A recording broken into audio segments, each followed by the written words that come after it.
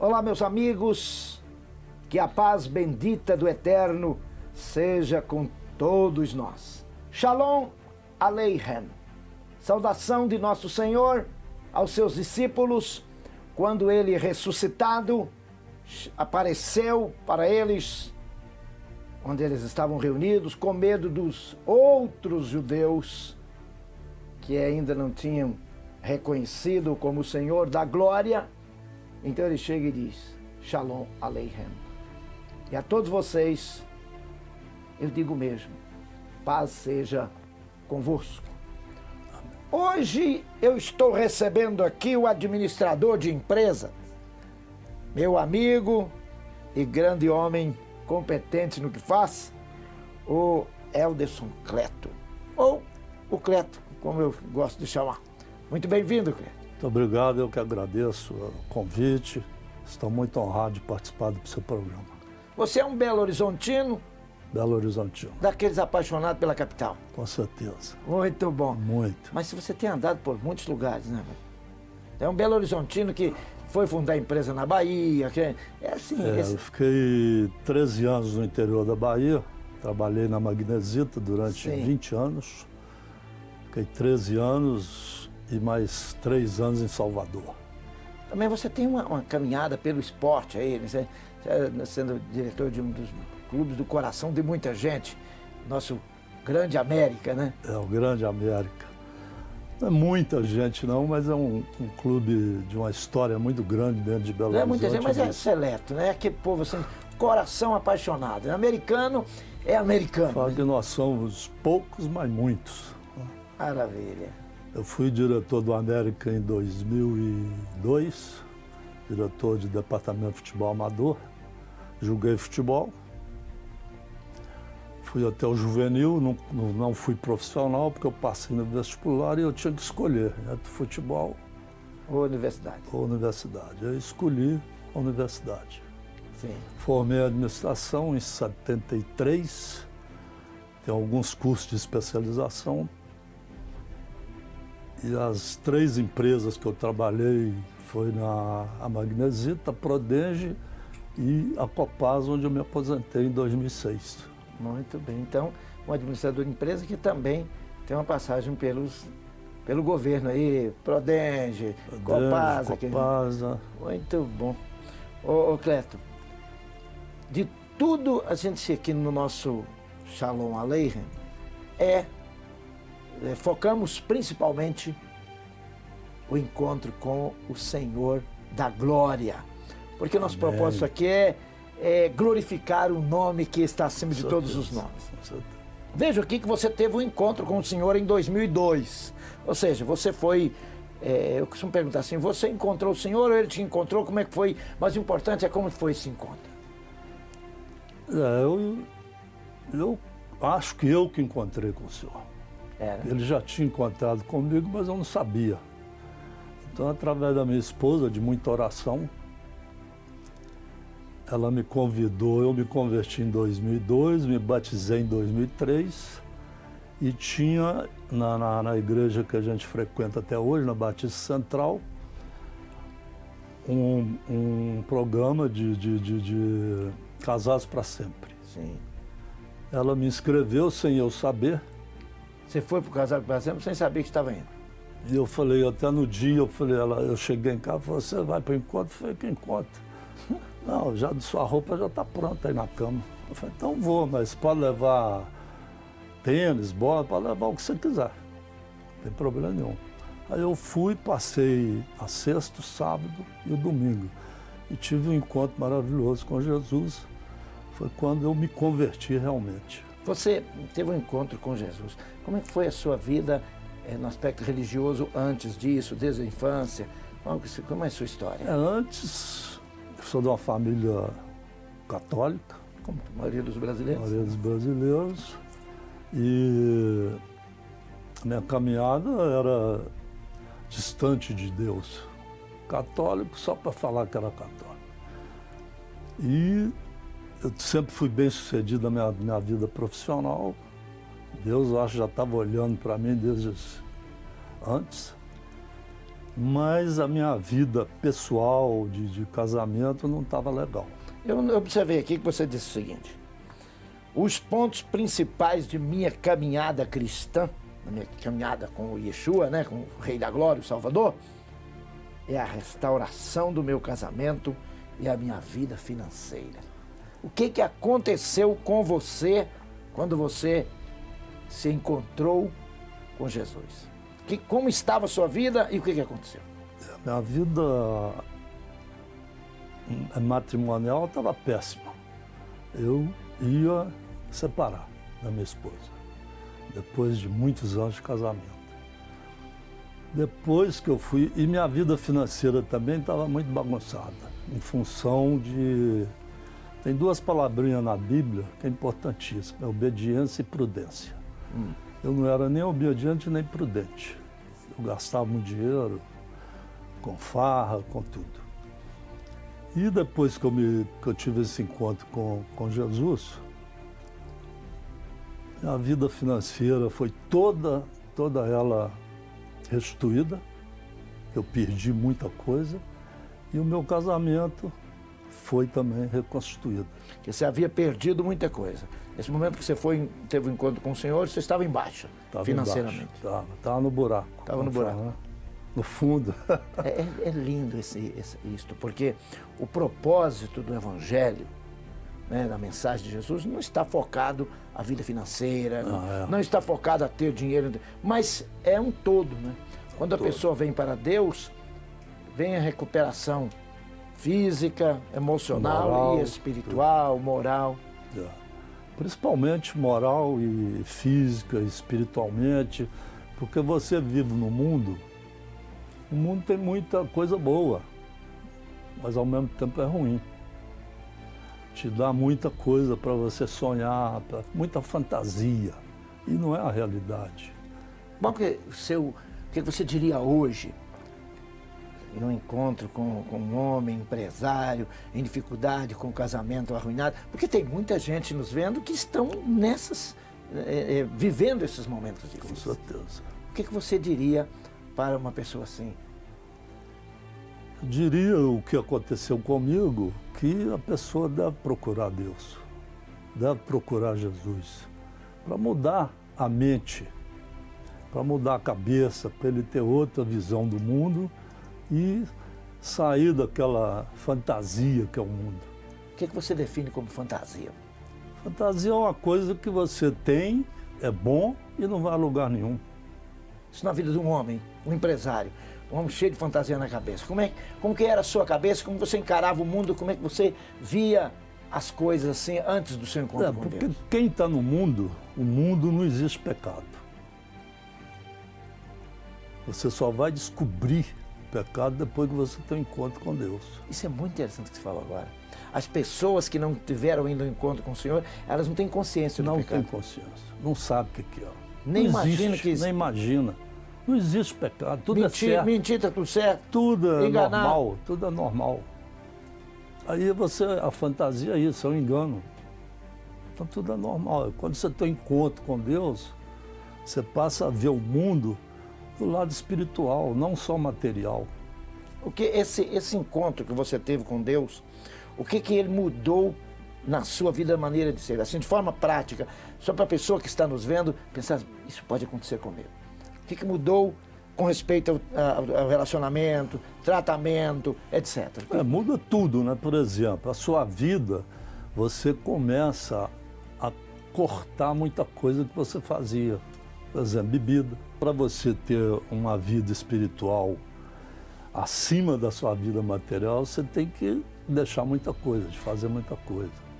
Para você viver dentro do Evangelho, pelo menos tentar viver dentro do Evangelho. Tratamento do marido, que você pode falar, do homem para com a mulher. Sua esposa não está aqui para discutir isso, né? Então, o que muda na vida de um homem como marido, como chefe de família, quando ele tem um encontro com Deus? Você muda a maneira de pensar, você vê o casamento de outra maneira, você vê o casamento que tem Deus dentro do casamento, que antes não, é você, esposa e mais nada. Aí você tem Deus lá dentro do casamento, você tem o Espírito Santo, você tem Jesus que te orienta. E você começa a ver o casamento completamente diferente. Na maneira de tratar, na maneira de conversar, na maneira de cuidar dos filhos, dos netos. Então é completamente diferente. Você que viveu os dois lados, porque muitos homens nasceram no Evangelho, viveram seus dias pregando o Evangelho na adolescência, mas outros viveram 30, 40 anos, aí, 20 e tantos anos sem conhecer o Senhor, se casaram, tiveram seus filhos sem conhecer o Evangelho. Essa mudança que aconteceu na sua vida, que acontece na vida dos homens que estão em encontro com Deus, pode trazer algum reflexo na sociedade? Com certeza. Porque você começa a ver a sociedade de outra maneira e você começa a transmitir para aquelas pessoas o que aconteceu com você, que é o testemunho. Eu tenho um irmão que eu não entendia bem o negócio de bebida, de alcoólatras, achava que era tudo normal. Eu tenho um irmão, uma cunhada, que morreu de tanto beber. Então eu assisti uma pregação de um pastor, que aí eu fui ver que o problema não é a bebida, é o testemunho que você dá. É o testemunho. Porque você fala, eu sou evangélico, eu sou de Jesus, e está bebendo. Então eu cheguei em casa um dia, meu irmão me xingou, eu falei com meu pai, eu não bebo mais, parei. Aí eu falei, você virou evangélico, falou um monte de palavrão, mas eu estou dando um testemunho que aquilo ali é ruim para ele. Bom, nós estamos chegando ao final do nosso bloco e eu gostaria que você dirigisse às pessoas, certamente tem homens, mulheres que estão precisando de uma palavra. Eu gostaria que você olhasse para aquela câmera ali e em 30 segundos você convencesse esse povo que está nos vendo agora, que estão cheios de problemas com você, que eles podem correr para os braços de Jesus, que vai acontecer com eles. Maravilha. Faça isso.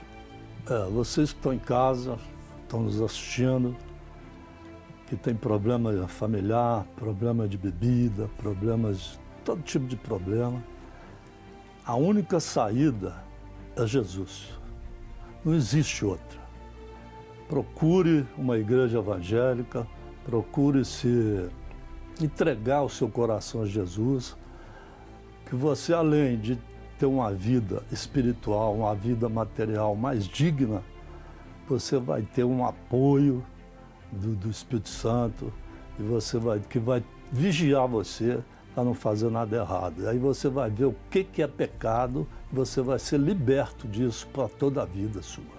Amém. Amém. Tá aí dado o recado. Muito obrigado pela sua presença. Obrigado, que senhor. o Eterno poderosamente o abençoe.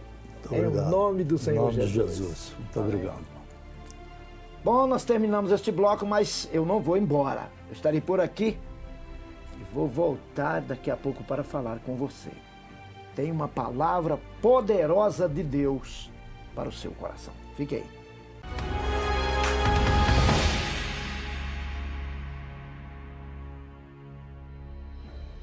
Muito bem, voltei para trazer a palavra de Deus e hoje eu quero, junto com você, que está aí atento à palavra, meditar em Ezequiel 10, lendo o texto e falando aquilo que o Espírito de Deus tem colocado no meu coração. Ezequiel 10, verso 1. Depois olhei e eis que sobre o firmamento que estava por cima da cabeça dos querubins havia como uma pedra de safira, como parecer da semelhança de um trono, e apareceu sobre eles. E falou ao homem vestido de linho, dizendo: entra até entre as rodas e debaixo do querubim, enche-te os punhos de brasas acesas sobre os querubins e espalha sobre a cidade. E ele entrou à minha vista. Esse texto que nós lemos até aqui mostra o profeta Ezequiel, que estava na Babilônia, tendo revelações do que estava para acontecer na cidade de Jerusalém. Jerusalém ainda continuava de pé, ainda não tinha sido tomada por Nabucodonosor, não tinha sido destruído o templo, mas Ezequiel começou a ver o que estava para acontecer. Ezequiel foi tomado por Deus para ser realmente um homem que sua vida seria a mensagem para aquela cidade. Tanto é que Deus mandou ele furar um buraco na parede, sair à vista das pessoas, mostrando o que aconteceria na cidade de Jerusalém. Enfim, Ezequiel, um grande profeta. Mas esse texto enche meu coração, porque ele está falando da glória do Todo-Poderoso. E havia uma pedra de safira. Essa pedra, ela era naquela época uma pedra de grande valor, ainda é, mas muito dura. E as ferramentas daqueles homens naqueles dias não cortavam facilmente. E era linda essa pedra. Uma cor também meio azulada, dando assim aquele aspecto de glória no templo ou no trono. Porque parecia um trono, diz Ezequiel. Mas aí ele ouviu algo e falou ao homem vestido de linho. Quando nós abrimos a nossa Bíblia no livro de Apocalipse, nós encontramos também algo muito interessante aqui no capítulo 19 do livro de Apocalipse, que a alegria e triunfo nos céus, a vitória do Mashiach, do Cristo, sobre a besta e sobre o falso profeta. Porque então diz assim: depois dessas coisas ouvi como uma grande voz, uma grande multidão no céu que dizia: aleluia, salvação e glória e honra e poder ao eterno nosso Deus, ao Senhor nosso Deus, ao eterno nosso Elohim. Porque verdadeiros e justos são os seus juízos, pois julgou a grande prostituta que havia corrompido a terra com a sua prostituição, e a sua mão vingou o sangue dos seus servos. E ele vai, então, escrevendo, anotando o que ele ouviu naquela visão. E quando nós chegamos aqui no versículo 7 do capítulo 19 de Apocalipse, está escrito assim: regozijemo-nos e alegremo-nos e demos-lhe glória, porque vindas são as bodas do Cordeiro e já sua esposa se apronta. E agora note isto, verso 8: e foi-lhe dado que se vestisse de linho fino, puro e resplandecente, porque o linho fino são as justiças dos santos. O linho fino são a justiça dos santos. Nós vemos aqui que o querubim se dirigiu, falou ao homem vestido de linho. Aquele homem estava vestido de linho. E já ouviu a voz dizendo: entra até entre as rodas debaixo do querubim, dos querubins, enche os seus punhos de brasas. Aquele homem vestido de linho podia entrar no meio entre os querubins e encher as suas mãos de carvões acesos, de brasas vivas do altar. Aquela mesma brasa que o querubim pegou um certo dia, e veio um anjo do Senhor e pegou uma brasa com uma tenaz e queimou os lábios de Isaías. Porque Isaías, ele teve um relacionamento com Deus muito grande, ele ouviu muitas palavras proféticas da parte de Deus, ele profetizou, ele ouviu sentenças sobre algumas nações, e então ele dizia: ai da nação tal, ai da nação tal, ai da nação tal, e ele dizia o nome das nações. Mas no capítulo 6 do livro de Isaías, quando Isaías vê a glória de Deus, ele disse: ai de mim, Enquanto ele não tinha visto o trono de Deus, enquanto ele não tinha visto a glória de Deus, ele tinha uma palavra: ai dos pecadores, ai deste, ai daquele, e ele apontava e dizia: vocês estão perdidos. Mas quando ele viu a glória, ele disse: ai de mim. Então, o Senhor Deus Todo-Poderoso mandou, e um anjo foi lá e pegou uma brasa e queimou a boca dele, pôs aquela brasa e diz assim: os seus pecados foram tirados. Pronto. Agora nós vemos aqui no livro de Ezequiel que um homem vestido de linho vai pegar as brasas para lançar sobre a cidade. E em Apocalipse nós vemos que o vestidura de linho fino é a justiça dos santos. Ah, então é possível que a gente seja vestido com a justiça. E quando está vestido de linho, então tem o direito de pegar as brasas do altar. Você deseja as brasas do altar de Deus na sua mão? Você deseja a unção de Deus na sua vida? Então você precisa ser vestido com as vestiduras da justiça dos santos. E quando a Bíblia fala em Apocalipse, justiça dos santos, se bem que nós temos o nosso texto em português e é corrente em todos os púlpitos, todo mundo e os teólogos, toda a vida. Não, o texto, todo o Novo Testamento foi escrito em grego, mas nós também temos informações sobre o Novo Testamento, que a influência judaica era muito grande, a influência do hebraico. Por exemplo, João ele como um judeu e da tribo de Levi, poucas pessoas sabem disso. João era um homem da tribo de Levi, então ele era um levita. E ele, por isso que ele escreve o Evangelho de João, e o seu Evangelho é tudo ali ao redor, tudo que ele escreve está mais ou menos ligado ao que aconteceu em Jerusalém, porque ele era um homem que era voltado para essas coisas. É claro que João fazia as suas anotações não em grego, mas em hebraico, sua língua. A propósito, quando a gente vê Paulo, é uma coisa interessante, não sei se você já observou isso, que Paulo, quando vai contar a visão que ele teve e viu o Senhor, no encontro quando ele foi para Damasco, ele disse assim: e então eu caí e ouvi a voz do justo, de Yeshua, que dizia, em hebraico, ele fala isto, e eu ouvi, e ele me dizia em hebraico: Shaul, Shaul, por que me persegue? Saulo, Saulo, por que me persegue? Fico pensando por que Paulo faz questão de dizer, e me falava em hebraico. Essas coisas são dignas de nossas observações.